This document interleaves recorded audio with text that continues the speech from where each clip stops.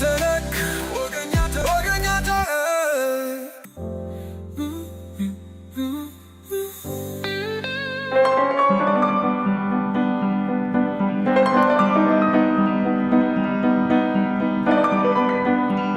ቆንጆዎቹ ደራሲ ሰርቅ ዳንኤል።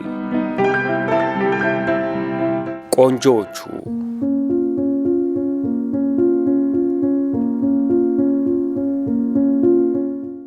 አሳንሰሩ እስኪመጣ መጠበቅ አልፈለገም።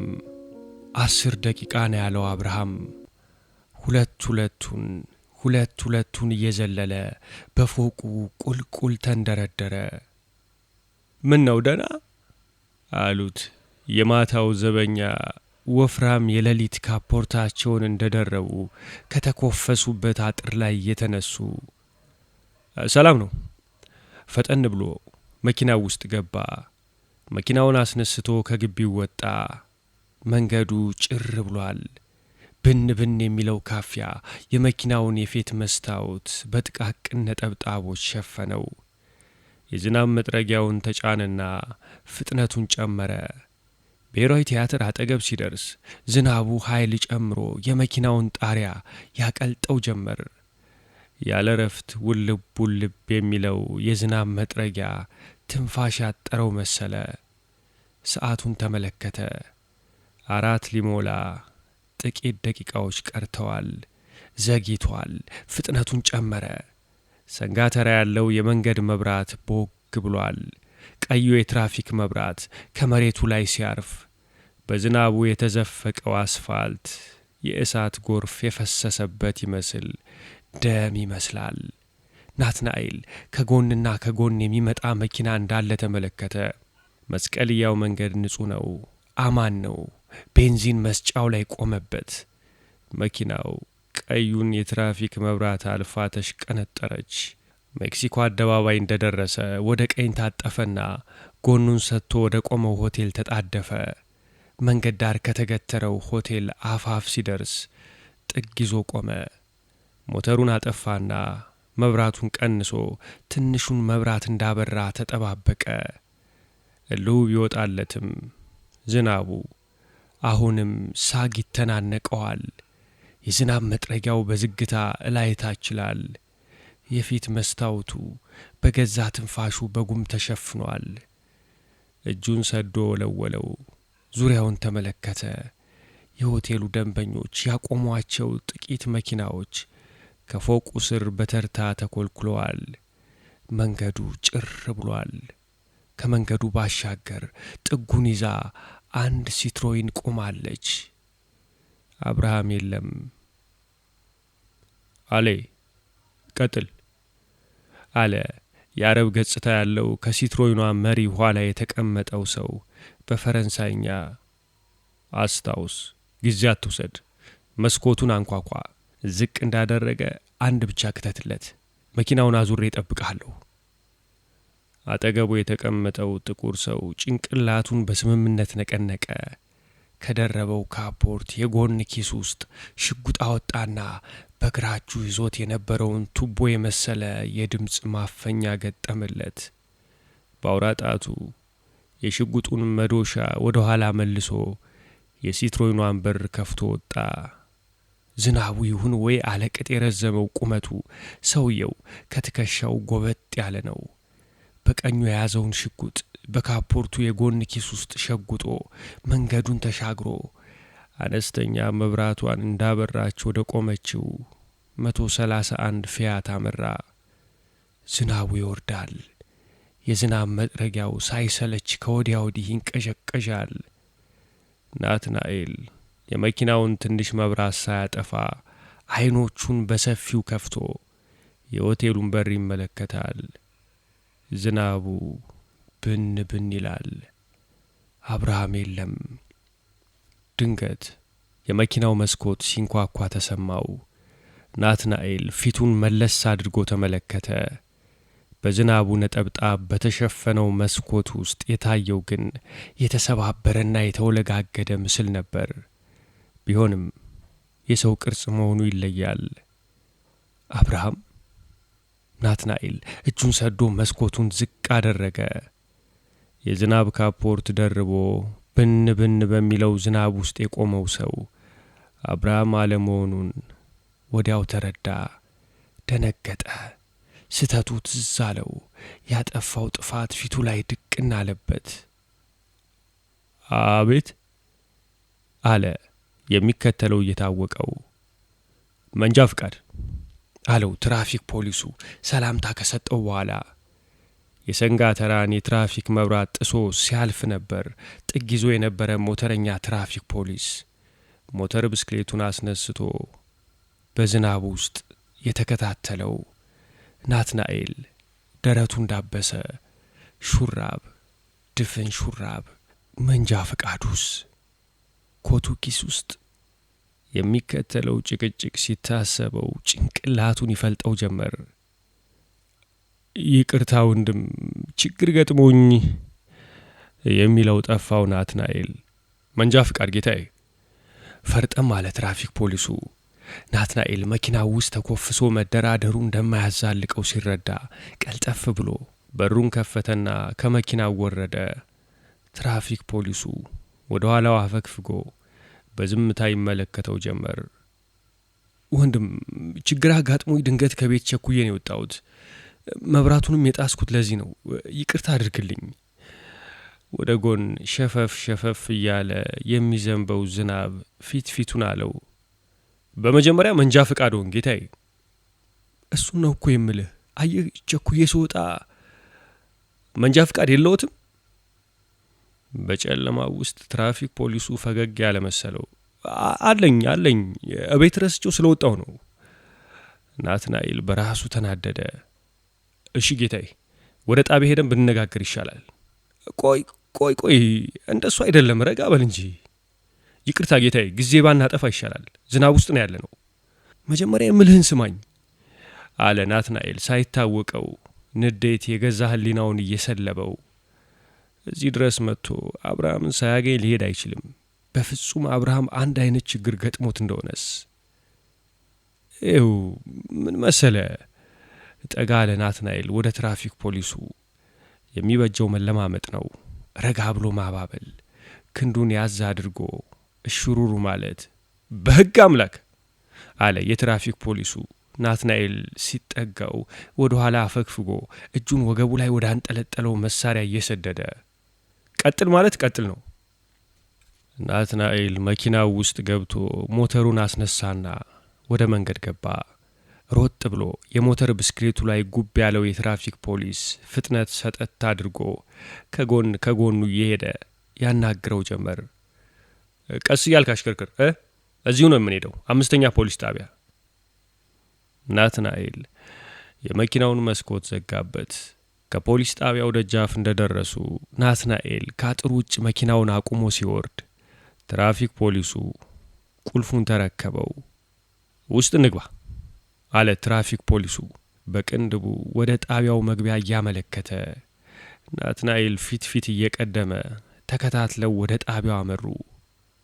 መብራት ሲጥስ ተከታት እያስቆምኩት፣ መንጃ ፍቃድም የለውም አለ ትራፊክ ፖሊሱ ከጠባቡ ጠረጴዛ ኋላ ለተቀመጠ ተረኛ መኮንን የናትናኤልን የመኪና ቁልፍ እያቀበለው። መታወቂያ አለ ተረኛ መኮንኑ ፊቱን ወደ ናትናኤል መልሶ በተቀመጠበት አንጋጦ እየገመገመው። አልያዝኩም። ተረኛ መኮንኑና ትራፊክ ፖሊሱ ተያዩ። ሁኔታው እንዳላማራቸው ግልጽ ነበር። መንጃ ፍቃድ የለህም፣ መታወቂያም የለህም፣ ይህ ሁሉ አንሶ ወንጀል ትፈጽማለህ። ተረኛ መኮንኑ ፊቱን ወደ ናትናኤል መልሶ አፈጠጠበት። ምን ወንጀል ፈጸምኩ ደግሞ? ናትናኤል ተገረመ። ጥሰው የሄድከው መብራት እኮ የዳንስ ቤት አምፑል አይደለም አለ ትራፊክ ፖሊሱ በተራው እየተገረመ። ናትናኤል በራሱ ጥፋት ብግና አለ። ምንም ወረቀት የለህም ማለት ነው? ተረኛ መኮንኑ ጠየቀው። የምን ወረቀት? ናትናኤል ከዚህ በኋላ የፈለገው ቢመጣ ግድ ያለው አይመስልም። አንድ ሰው እኮ ማንነቱን የሚገልጽ ወረቀት ሊይዝ ይገባዋል። እንደው እንደ እንስሳ እንመላለስም። ተረኛ መኮንኑ ቆጣ አለ። ተናገርኩ እኮ ከቤት ስወጣ ችግር አጋጥሞኝ ተጣድፌ ስለነበር የመታወቂያ ወረቀቶችን ሁሉ ኮቴ ውስጥ ነው ትቼ የወጣሁት። መብራቱንም የጣስኩት ለዚህ ነው። በስጨት አለ ናትናኤል። አሃ ቁጣም አለ እንዴ? አለ ተረኛ መኮንኑ ደስ የማይል ፈገግታ እያሳየ። ከተቀመጠበት ተነስቶ ወደ ውስጥ የሚያስገባ ጠባብ በር ከፈተና 10 አለቃ ብሎ ተጣራ። ረጅም ደንደሳም ፖሊስ 10 አለቃ። ናትናኤል ከውስጠኛው ክፍል ብቅ ያለውን ሰው ሲመለከት ወኔው ከዳው፣ ተስፋ ቆረጠ። ከዚህ በኋላ ተከራክሮ ሆነ አግባብቶ ከገባበት ወጥመድ እንደማይወጣ ተገነዘበ። እሺ ወንድም ስም? ቆፍጠንጠን አለ ተረኛ መኮንኑ አውሬ የሚመስለውን የ10 አለቃውን ከጎኑ አቁሞ። ናትናኤል ግርማ። አድራሻ? ናትናኤል በተቻለው መጠን ንዴቱንና ብስጭቱን ዋጥ አድርጎ ለተጠየቀው ሁሉ መልስ ሰጠ። ጥሩ እንግዲህ መኪናዋ የተሰረቀች አለመሆኗ ከተረጋገጠ በኋላ የመታወቂያ ወረቀቶችንና የመንጃ ፍቃድህን አይተን በሕጉ መሰረት ላጠፋው ጥፋት እንከሳለን። እስከዚያ ድረስ ግን ማረፊያ ቤት መቆየት ይኖርብሃል። ናትናኤል አልተከራከረም። ክርክር ለውጥ አያመጣም። 10 አለቃውን ተከትሎ በጠባቧ በር አልፎ ወደ ውስጥ ገባ። ከፊት ለፊቱ ለማዳ እንስሳ እንዳስከተለ ገበሬ ዘና ብሎ የሚራመደውን ደንደሳም ፖሊስ ሲመለከት ዘገነነው። እንደ ወንጀለኛ ከፍርግርግ በር ጀርባ ሊዘጋበት ሲጣደፍ ሲያይ በለው አለው። ከተራ ቀማኞች ማጅራት መቺዎች መንጋ ሊደባልቁት ጨክነው። 10 አለቃው ከአንድ በር እንደደረሰ ቆም ብሎ ወገቡ ላይ በሰንሰለት ከተንጠለጠሉ ቁልፎች አንደኛውን በበሩ ቀዳዳ ውስጥ ሰደደና በሩን ከፈተ። ወዲያው ፊቱን ወደ ናትናኤል መልሶ በቀኝ እጁ በያዘው አጭር ዱላ የገዛ ጭኑን ይተመትም ገባ። ቋንቋው ትገባለህ ወይስ እንፈታተሽ መሆኑ ሲገባው ናትናኤል ጊዜ ሳያጠፋ በተከፈተው በር ሹልክ ብሎ ገባ። ለመጀመሪያ ጊዜ ጨለማው ክፍል ባዶ መሆኑን ከመተላለፊያው በሚመጣው ብርሃን ሲመለከት ነፍሱ መለስ አለችለት። ወዲያው 10 አለቃው በሩን ዘግቶ ከውጭ ሲቆልፍበት ድቅድቅ ጨለማ ዋጠው። ለጥቂት ደቂቃዎች በጨለማው ውስጥ እንደቆመ ቆየ። አብርሃም በዚያ ሰዓት ምን ፈልጎ ይሆን የደወለው? ርብቃ ትዝ አለችው። ታስባለች። እንደ ወጣ ጥፍት ሲልባት ያለ ጥርጥር አንዱ ጋር ተደፍቶ ቀረን የምትለው። በረጅሙ ተነፈሰ ናትናኤል በጨለማው ውስጥ ማጅራቱን እያሻሸ። ምን ያህል እንደቆየ ትዝ አይለውም። እዝ የሚለው የማያቋርጥ የትንኝ ድምፅ ጆሮ ላይ አዜመበት። ድንገት የክፍሉ መብራት ቦግ አለ። መብራቱን ያበሩት ከውጭ እንደሆነ ገባው።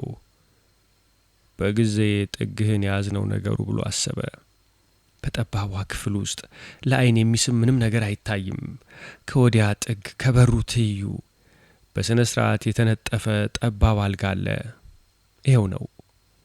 ናትናኤል ጊዜ ሳያጠፋ ወደፊት ተራምዶ አልጋው ጫፍ ላይ ተቀመጠና ጭንቅላቱን 2 መዳፎቹ መሃል ቀብሮ ያስብ ጀመር። ብዙ አልቆየም። እንደፈራው የክፍሉ መብራት ጠፋ። ናትናኤልን ግን ከሐሳቡ አልቀሰቀሰውም። አንድ ነገር አግኝቶ መሆን አለበት አብርሃም የደወለለት። ከቻለ ሊረዳው ቃል ገብቶለት ነበር። ቀን ምሳ በልተው አብርሃም በ9 ሰዓት ከጓደኛዬ ጋር ኢትዮጵያ ሆቴል ቀጠሮ አለኝ ስላለው እዚያው ካደረሰው በኋላ ፍንጭ ካገኘ ሊደውልለት ተስማምተው ነበር። አብርሃም ለማለት የፈለከው ገብቶኛል። ሁኔታው ውስብስብና አደገኛም ነው፣ ግን በማቀርበው ሪፖርት ላይ ነገሩን አደባብሼ ማለፍ አልፈልግም። ገባህ? ስለዚህ የሚጠቅመኝ አዲስ ሐሳብ ካገኘ ደውልልኝ ነበር ያለው ናትናኤል መኪናውን ኢትዮጵያ ሆቴል በራፍ ላይ አቁሞ ከመሰነባበታቸው በፊት። ምን ቸገረኝ ናትናኤል፣ እንቆቅልሹን ብፈታው እኮ እኔም ደስ ባለኝ ነበር፣ ግን ደግሞ ራሴን ለአደጋ ማጋለጥ አልፈልግም። ደግሞ ፈጠነም ዘገየ አባት መሆኛዬ ደርሷል። ፈገግ አለ አብርሃም። ልጄ ደግሞ እርግጠኛ ነኝ አባት ይፈልጋል። ውለታ መላሽ አድርገኝ። ናትናኤል እጁን ዘረጋለት። ተጨባበጡ። በነገራችን ላይ ከተገናኘን አይቀር ለምን አልነግርህም? እንዳልኩ ጥቅምት ላይ ማግባቴ ነው። አለ አብርሃም ፈገግ ብሎ ጺሙን በኩራት እየላገ። ሚዜ እንድትሆን ብጠይቅስ? ቸኮልኩኝ። ናትናኤል ስሜቱን መደበቅ አልሆነለትም። አብሮ ማደግ ቀላል ነገር አይደለም። የጓደኛውን ትከሻ ቸብ አድርጎ አብርሃም ከመኪናው ወረደ። ቻው ናቲ፣ እደውላለሁ። ለማንኛውም ደወለ። ግን ምን ፈልጎ ደወለ? ምን ሊነግረው ደወለ? ምን አግኝቶ ደወለ? ናትናኤል በመቆያ ቤቱ አልጋ ላይ ቁጭ ብሎ ጭንቅላቱን በሁለት እጆቹ ይዞ ክንዶቹን ጉልበቶቹ ላይ ቸክሎ ለጥያቄው መልስ ፈለገ። ለምን ደወለ?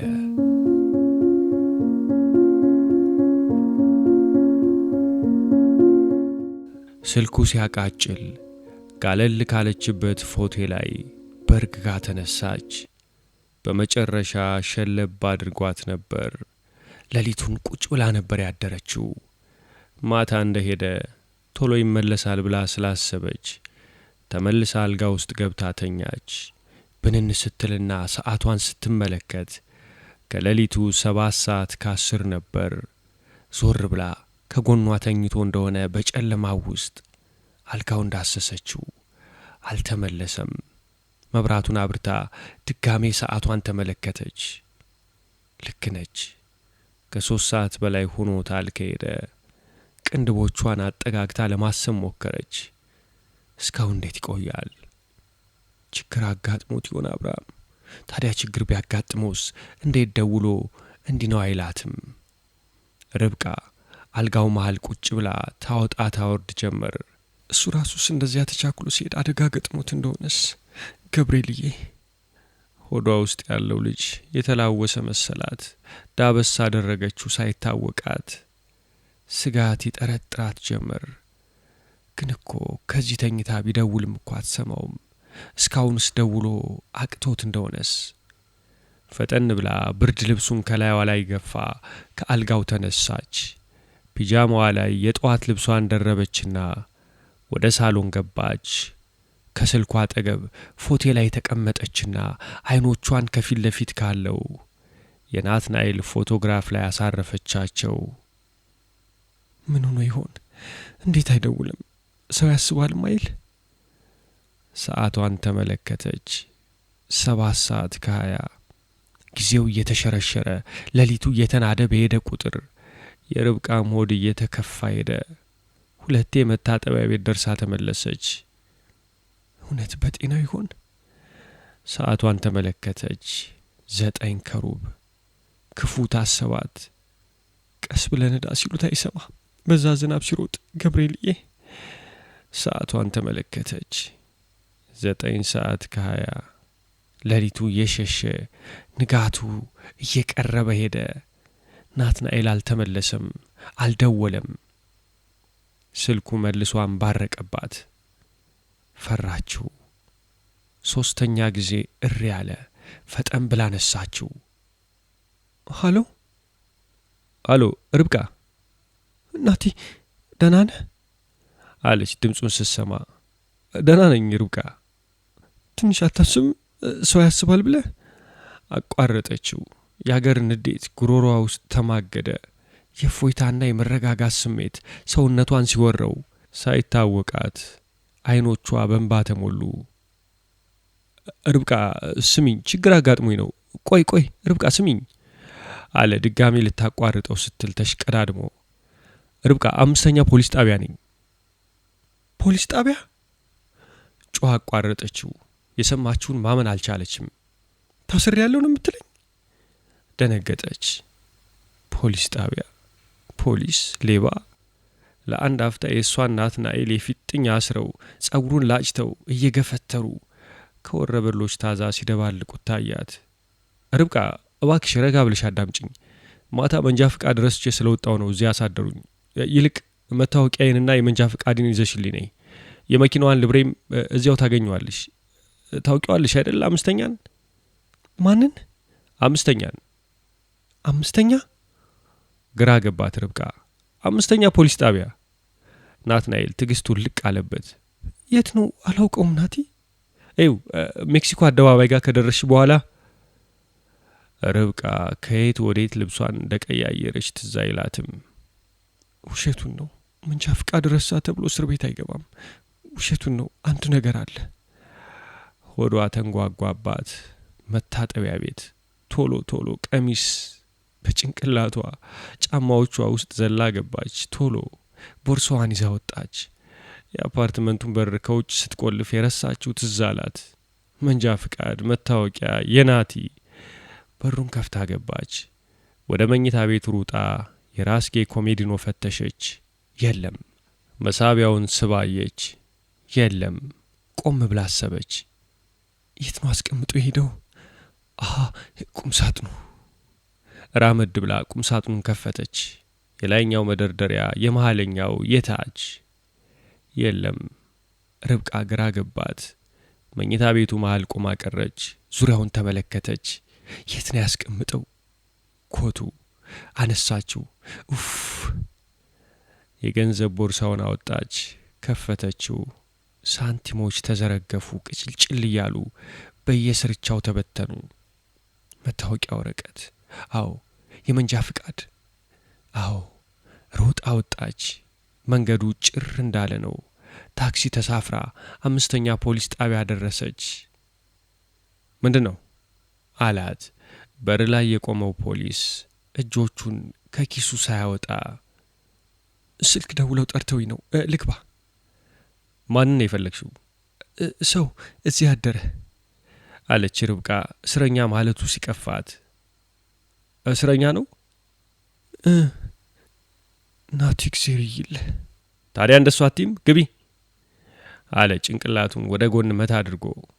ጠባቧ ክፍል ውስጥ ወንበር ላይ ተቀምጦ አዲስ ዘመን ጋዜጣ ያነባል። ወደ ክፍሉ ስትገባ ሲያያት ከተቀመጠበት ተነሳ። ርብቃ አለ ግራ ክንዷን ያዝ አድርጎ። ደህና ነህ? በጤና ቁሞ ሲያዋራት አይኖቿን ማመን አቃታት። ደህና ነኝ አለ ፈጠን ብሎ መደናገጧን ሲያይ። ምንም ችግር የለም። ከጠረጴዛው ኋላ የተቀመጠው ተረኛ መኮንን ቀና ብሎ ተራ በተራ ይመለከታቸዋል። አመጣሽው? ምኑን? ቀና ብላ ግራ በገባው ፊት አይኑን አየችው። መንጃ ፍቃዴን ነዋ። አዎ አለች ቦርሳዋን በፍጥነት እየከፈተች።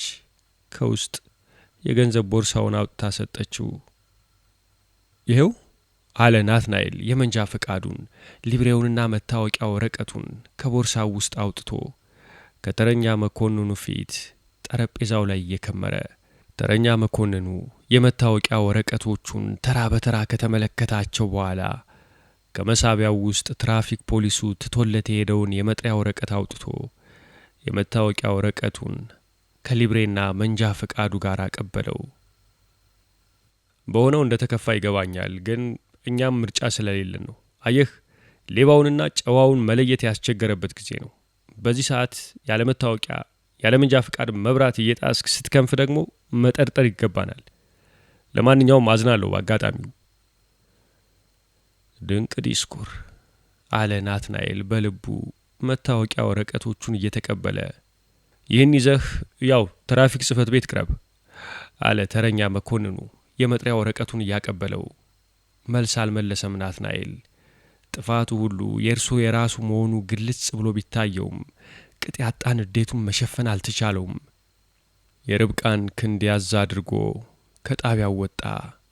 ከውጭ አደረችው 131 ፊያት መኪናውን ሲያይ ዘመዱ መሰለችው።